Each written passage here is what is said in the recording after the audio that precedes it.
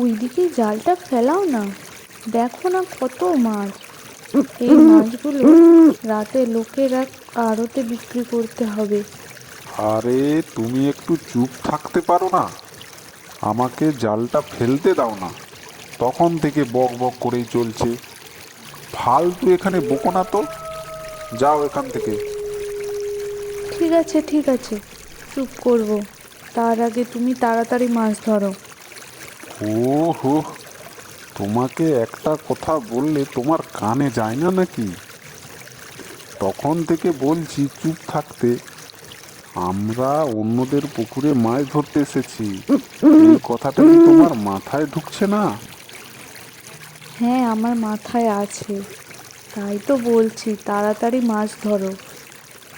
দয়া করে তুমি একটু চুপ থাকো, আমি আমার কাজ করে নেব। কি হলো, তুমি উঠে চলে এলে কেন? সব মাছ ধরেছো? না, বেশি লোভ করা ভালো না। যতটা পড়েছে ততটাই ঠিক আছে, এটাতেই সন্তুষ্ট থাকি। ঠিক আছে ঠিক আছে, এবার ঘর চলো। আমি কিন্তু এই সব মাছের দাম ৮,০০০ টাকাই কিন্তু দেব, এর থেকে বেশি একটা টাকা। এটা কি বলছো? প্রত্যেকবারে তুমি এই রকম বলেই মাছ নিয়ে যাও। না, ৮,০০০ টাকায় আমরা দিতে পারবো না। তো বৌদি, একটা কাজ করো, মাছ অন্য কারো কাছে বিক্রি করে দাও, আমি আজকে নেব না। না না মহেশবাবু, নিয়ে যান। এই সমস্ত মাছ আমি ৮,০০০ টাকাতেই সব মাছ বিক্রি করে দেব। পরে তোমরা এটা নিয়ে ঝগড়া করবে না তো? না না, পরে এটা নিয়ে কোনো সমস্যা করব না, আপনি নিয়ে যান। ঠিক আছে, নিয়ে যাচ্ছি। তোমরা পরে দুজনে এসে আমার কাছ থেকে টাকা নিয়ে যেও। আরে গৌরী, গৌরী তাড়াতাড়ি এসো, সব শেষ হয়ে গেল। কি হয়েছে, চিৎকার করছো কেন? আর কি বলবো, আমাদের পুকুর থেকে কেউ সব মাছ চুরি করে নিয়েছে। এটা তুমি কি বলছো? কে আমাদের সাথে এই খারাপ কাজটি করলো? আমি কিছু জানি না, সারাদিন পুকুরের আশেপাশেই নজর রাখি। রাতে একটু ঘুমিয়ে পড়েছিলাম, আর সেই সুযোগে কে মাছ ধরে নিয়েছে। তুমি চিন্তা করো না, কিছু না কিছু ব্যবস্থা হয়ে যাবে। এই পুকুরের মাছই তো আমাদের সংসারের ভরসা। এখন আমি কি করব, তুমি বলে দাও গৌরী। তুমি যাও, পুকুরের বাকি মাছগুলো ধরে বাজারে বিক্রি করে দিয়ে আসো। তুমি ঠিকই বলেছ, তাই করব। কি হলো, মহেশবাবুর মাছগুলো দেখে মনে হচ্ছে আমার পুকুরের মাছের মতো।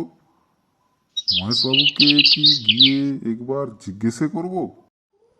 কিন্তু এই কথাটা কি জিজ্ঞাসা করা ঠিক হবে? না, জিজ্ঞাসা করেই দেখি। মহেশবাবুর, আজকে মাছগুলো আপনার একদম তাজা আর খুব সুন্দর দেখাচ্ছে। মাছগুলো কোথা থেকে নিয়েছেন? কেন, আমি কোথায় নিয়েছি কেন বলতে হবে?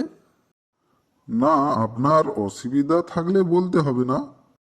কেন, আমি কি চুরি করেছি নাকি যে বলতে পারবো না? আমি রঘুর কাছ থেকে নিয়েছি, এখন তো আমি রঘুর কাছ থেকেই মাছ কিনে নিয়ে আসি। কি রঘু? রঘুই সব মাছ চুরি করেছে, এবার বুঝলাম। কি হয়েছে, তখন থেকে চুপচাপ আছো? মনে হচ্ছে রাম আমাদের চুরির খবর জেনে গেছে। সত্যি? রাম তোমাকে কিছু বলেছে? তাছাড়া রাম জেনে গেল কিভাবে? না না, রাম কিছু বলেনি, কিন্তু আজকে দুপুরে হাটে দেখলাম রাম মাছ বিক্রি করেছিল, আর পাশে মহেশবাবু ছিল, দুজনে কিছু কথা বলছিল। হায় ভগবান, মহেশবাবু সব বলে দিয়েছে, এইবার কি হবে? হুম, আমি তো লুকিয়েই ছিলাম, রাম আমাকে দেখতে পায়নি। ওহো, কিন্তু গৌরী এখনো আমাকে কিছু বলছে না কেন? ওদের মাথায় কি চলছে কে জানে। কি জানি কিভাবে সংসার চালাবো, আর পুকুরে মাছ নেই। আচ্ছা, আমরা যদি খেতে চাষ করি, নানা ধরনের সবজি চাষ করব। সবজি চাষ? হ্যাঁ তাই, মাছ আর পুকুরে করব না, সবজি বিক্রি করব। কি জানি কিভাবে সংসার চালাবো, আর পুকুরে মাছ নেই। হায় হায়, কে আমার এত বড় সর্বনাশ করলো? আমার কষ্টের চাষ কে নিয়ে গেল রে? রামদা, চলো না, তোমার ভাইয়ের কি হয়ে গেছে, আর বিছানা ছেড়ে উঠতেই পারছে না, হাত পা সব কিরকম কাজ করছে না। হ্যাঁ চলো দেখি। কি রে রঘু, কি হলো তোর? জানি না রাম, কি হয়েছে আমার।